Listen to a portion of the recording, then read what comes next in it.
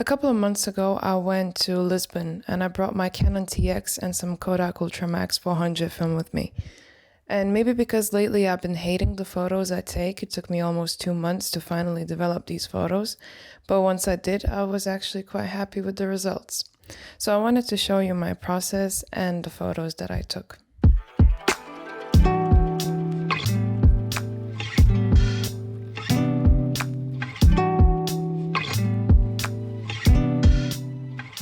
So first I had to get my C41 processing tools from my basement, which included crossing paths with a massive spider, hyperventilating and almost calling my mother, but then remembering that she would tell me to just get on with it. Once I stopped freaking out, I put in 2 rolls of film into a changing bag together with a developing tank, some scissors and a bottle opener. I live in Germany, so here it's only allowed to open beer with lighters, teeth and other bottles, so I found a better use for my bottle opener, which is to crack open cans of film. Also, I refuse to pay 15 euros for an actual tool. I then preheated my color developer Blix and stabilizer to 38 degrees. Then I washed my film with water, also 38 degrees, and I changed the water 5 times.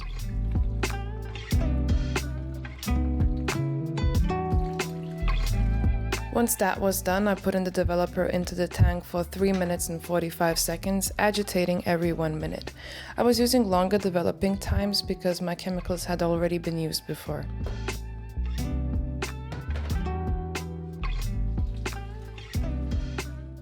After the developer was back in its bottle, I poured in the Blix. And once again wondered how many brain cells I was losing using this highly toxic chemical without a mask on in my tiny kitchen without an open window. But I do like Britney Spears, so let's just call it an homage. The Blix was in for 10 minutes, also agitated every 1 minute. Then I washed my film several times. And poured in the stabilizer for 1 minute. Here is some impressive footage of my multitasking for you.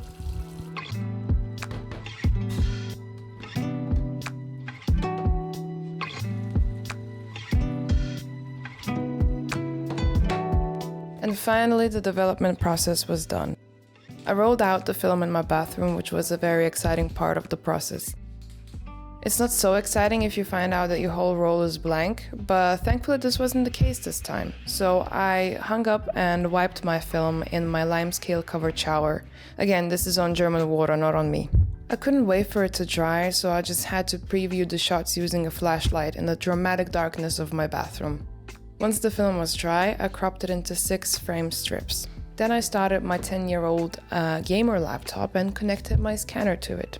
Cleaned the scanner, loaded some strips of film onto the holder, dusted the film and put it into the scanner.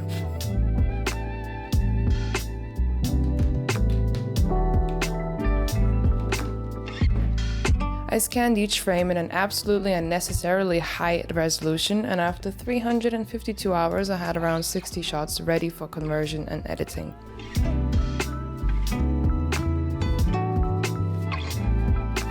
I stored the scanned film strips in the plastic sleeve for archiving and moved on to the next step, which was converting the photos using Negative Lab Pro in Lightroom, tweaking some colors and removing imperfections in Photoshop. So remember when I said that I used chemicals that had been used before? It's possible that I had left them open for a little longer than recommended, as in 3 times the recommended time period. So my film had this weird brown mask on it, some streaks in some places. It was hard to take color out of it, and I in general thought I had lost it all. But after spending some time in Photoshop, crying a little bit, I managed to reach the results that I was happy with. Also learned my lesson. Gonna remix that batch for sure.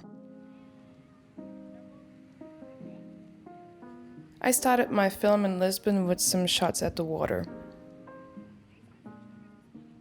Here I like how in the photos the monument kind of blends with the soft tones of the sky and the water, and then the darkly dressed people add some contrast.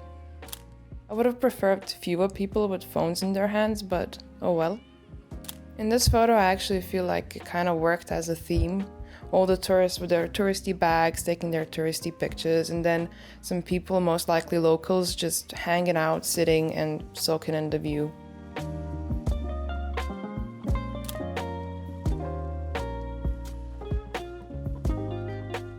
Then we reached the Belém Tower. Here I took a photo that I kind of like. I feel like this one has nice contrast between the stillness and grandeur of the tower and the movement of the foreground, especially the lovely sunlit gentleman. Then we found this art, I guess, and it was pretty cool. And that's all the commentary I have here. The popping color of this car was also pretty cool, although I'm sorry it's not a vintage Mustang, which is mandatory if you want to get any likes on your film photography Instagram account. Started the next day and a new roll in the streets. Here we see a lovely color burn because clearly I don't know how to load my camera, and a more successful shot of the same cute street.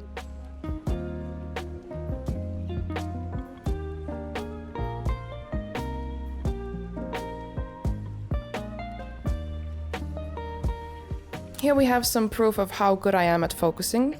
Also, somebody please gift me a light meter.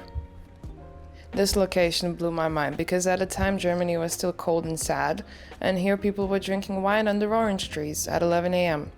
Life is just unfair sometimes.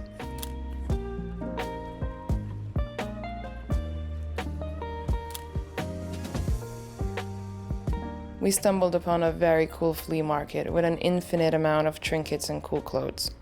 I had to be taken by force out of there. Here we have another proof of my focusing skills, but I still like the photo because of the popping colors, the busyness, the cool elderly Portuguese people, and the angle I took it from. The punishment for me getting lured into this market was the opening hours of the church. It closed while I was choosing my trinkets and wondering whether I should buy a whole ass building tile, because they had some really cool ones there. But I took this photo. I like the shapes of the trees and the fresh green tones a lot.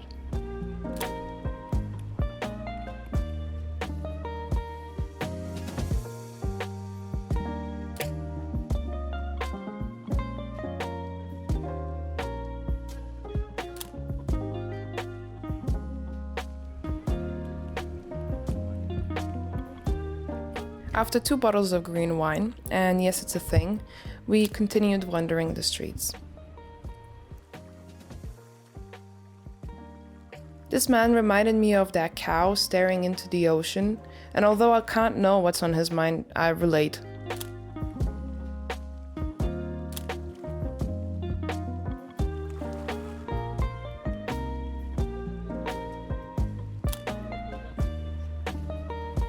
Then we found a spot with exclusively hot people, a skate park. I like the shots taken here, I feel like they reflect that warm southern easiness.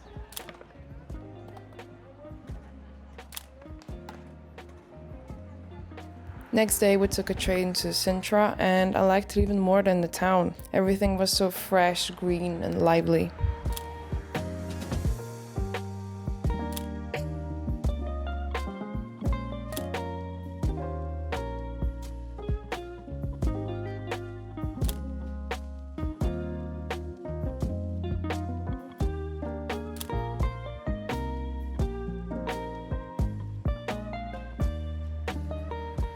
This is one of my favorite shots of the trip.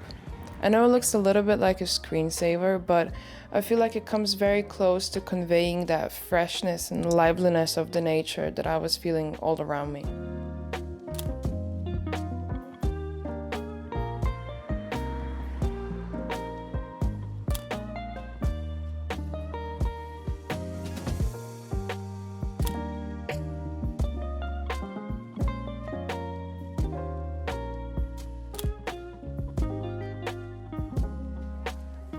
This is also a picture I like. In an ideal world, the tree on the right wouldn't be there, but I can settle for this. It's probably one of the sexiest rocks I've seen lately.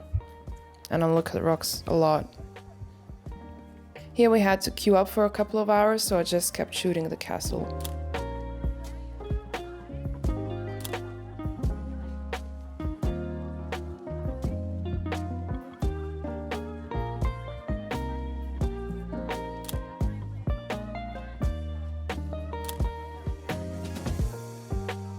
We tried skipping the queue and got caught, but on the bright side, I took this boring but pretty shot.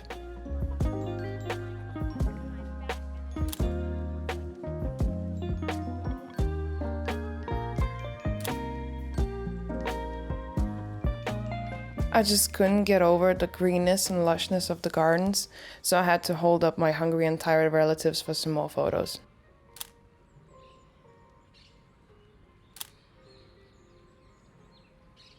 I haven't been able to afford or even find color film for months now, so this was a really nice experience, and it kind of reminded me why I love film photography and that actually I lean more towards color photos rather than black and white.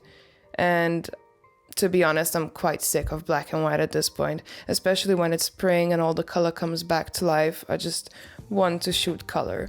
So this was a lot of fun. I liked it a lot, and the trip was also great. I did get exhausted having to shoot video and digital photos and film photos and also being a tour guide for my family, but it was totally worth it. It was so much fun. The people are so cool. They dress so cool.